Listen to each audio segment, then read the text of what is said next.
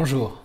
La quasi-totalité des arnaques numériques, que ce soit des arnaques par SMS ou par appel téléphonique, donc sur votre téléphone portable, ou par email et autres messages sur vos ordinateurs, exploitent un manque de vigilance ou une naïveté numérique qui consiste à accorder sa confiance à l'interlocuteur ou au message qui s'affiche sans vérifier l'identité réelle de la personne qui a envoyé le message. Dans cette vidéo, je vais vous expliquer comment vous pouvez mettre en place un réflexe qui consiste à systématiquement interroger l'identité de la personne qui vous a contacté, de sorte à éviter de tomber dans les pièges des arnaques numériques.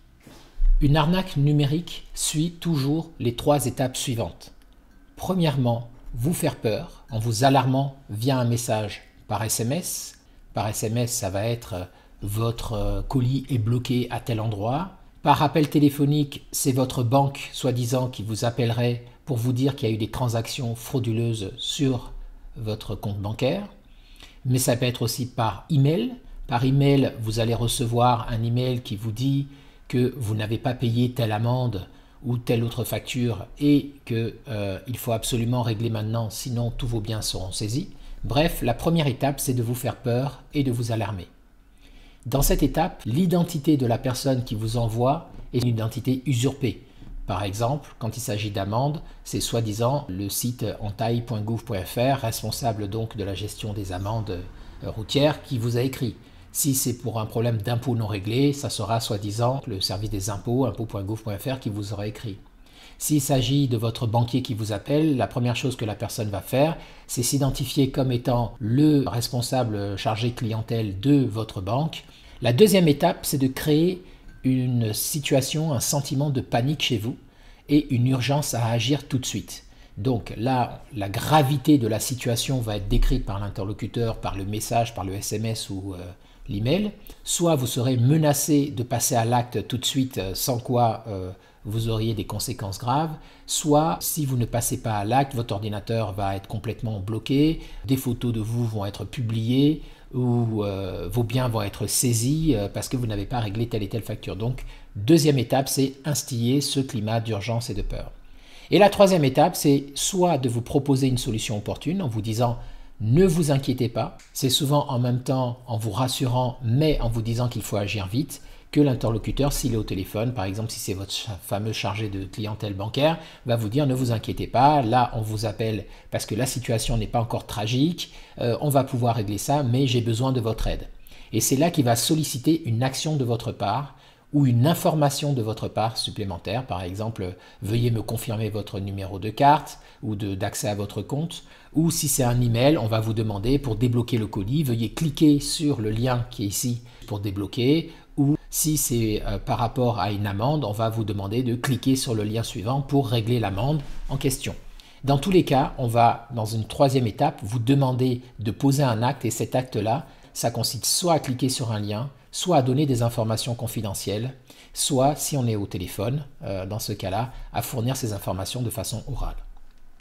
Donc on voit que là où le procédé est habile, c'est qu'en fait on vous crie au feu, mais en fait il n'y a aucun incendie. Quand on vous dit que votre compte est bloqué, quand on vous dit qu'il y a une amende qui n'a pas été réglée, en fait c'est un mensonge. Et sur la base de ce mensonge, on voudrait que vous passiez à l'acte.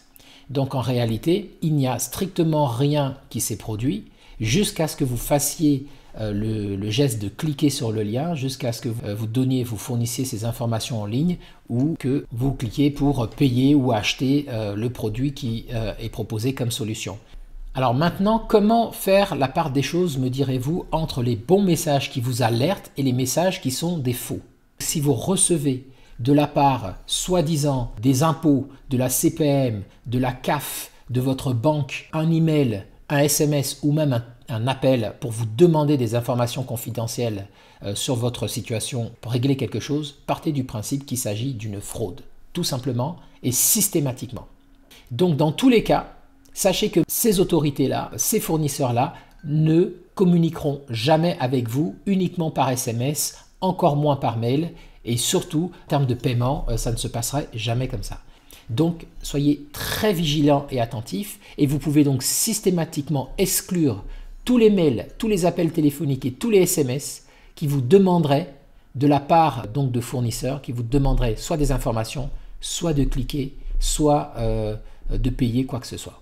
Toutes ces autorités administratives ont mis en place des plateformes sécurisées où vous avez dû créer un mot de passe que même eux ne connaissent pas, donc ne sont pas censés les connaître, avec un identifiant qui est souvent une adresse email que vous avez fournie. Et à l'intérieur de cet espace, qui est privilégié pour les échanges avec eux, vous allez pouvoir avoir toutes les informations sur votre situation vis-à-vis d'eux, toute la situation de vos paiements, toute la situation de vos créances et de vos dettes. Donc ça ne se fait pas en dehors de ces espaces qui sont sécurisés. En dehors de ces espaces sécurisés, ce sont forcément des mails frauduleux, des SMS frauduleux ou des appels frauduleux. Le deuxième réflexe à avoir, c'est « t'es qui toi ?» À partir du moment où on vous contacte par téléphone pour vous demander quelque chose, ou on vous envoie un SMS, la première question qui doit être dans votre tête, surtout si vous avez les deux éléments, un danger potentiel et une urgence à agir, vous devez vous poser la question de l'identité réelle de la personne qui vous contacte.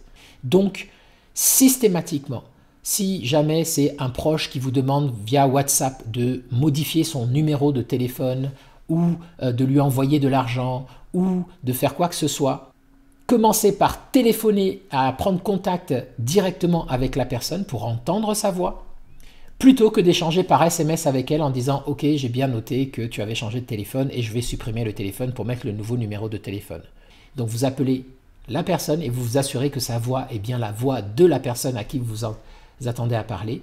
Et si c'est votre banque, vous vous rendez à votre banque ou vous vous rendez une fois de plus, comme je l'ai dit, sur votre espace client de la banque pour pouvoir prendre avis de la situation. Donc identifier l'interlocuteur est absolument indispensable avant de poser cet acte-là.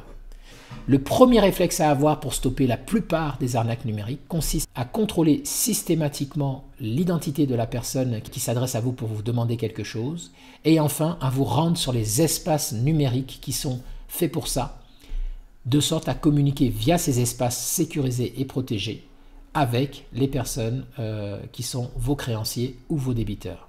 Si au départ ce n'est pas naturel, faites-vous un petit pense-bête que vous collez à l'ordinateur. Ça vous permettra de vous rappeler à chaque fois que vous êtes face à un email ou un SMS, ça vous permettra de pouvoir acquérir ce réflexe de vérification et de passer par les espaces numériques sécurisés et appropriés. Je vous remercie d'avoir suivi cette vidéo et quant à moi, je vous dis à très bientôt dans une prochaine vidéo. Au revoir.